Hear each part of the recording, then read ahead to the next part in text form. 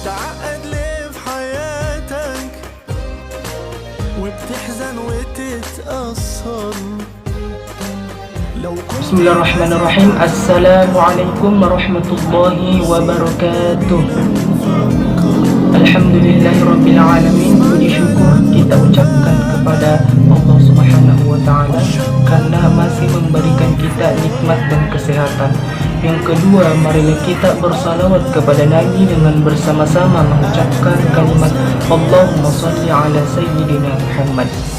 Baiklah teman-temanku sekalian, saya perwakilan dari kelompok 2 akan membahas tentang kelemahan tes esai dan solusinya.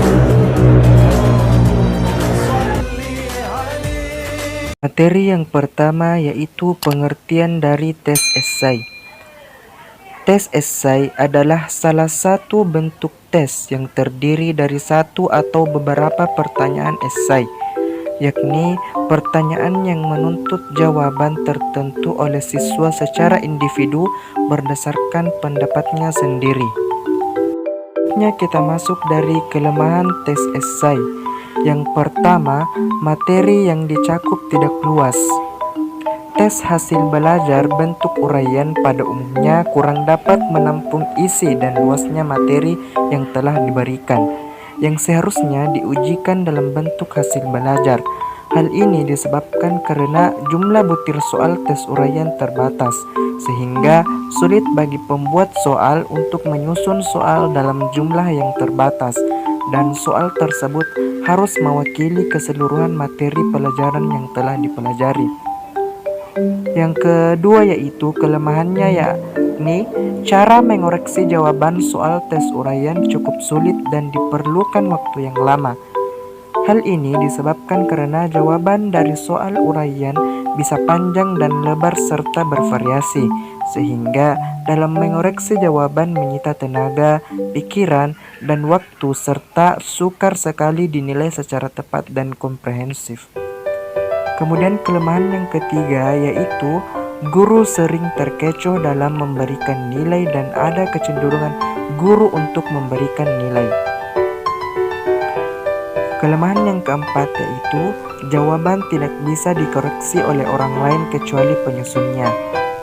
Kelemahan selanjutnya yaitu daya ketetapan mengukur atau validitas dan daya kestabilan mengukur atau reliabilitas yang dimiliki tes uraian rendah, sehingga kurang dapat diandalkan sebagai alat pengukur hasil belajar yang baik. Kemudian kelemahan yang ketujuh yaitu kurangnya kemampuan peserta didik dalam memahami isi atau kurang konsisten dalam menerjemahkan suatu soal, sehingga tes yang diberikan tidak sesuai dengan keadaan yang sebenarnya. Nah, selanjutnya kita masuk ke dalam cara menangani kelemahan dari soal tes esai ini.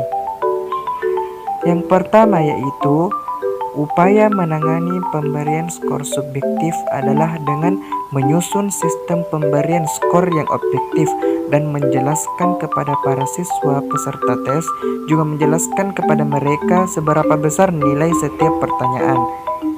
Yang selanjutnya yaitu upaya menangani materi tes terbatas.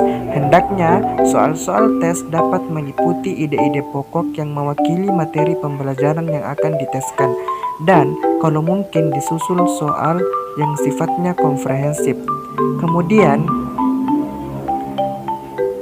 yang ketiga yaitu upaya untuk mengatasi jawaban panjang, yaitu dengan menyeimbangkan antara jumlah pertanyaan esai yang memerlukan jawaban panjang dengan pertanyaan yang memerlukan jawaban yang pendek.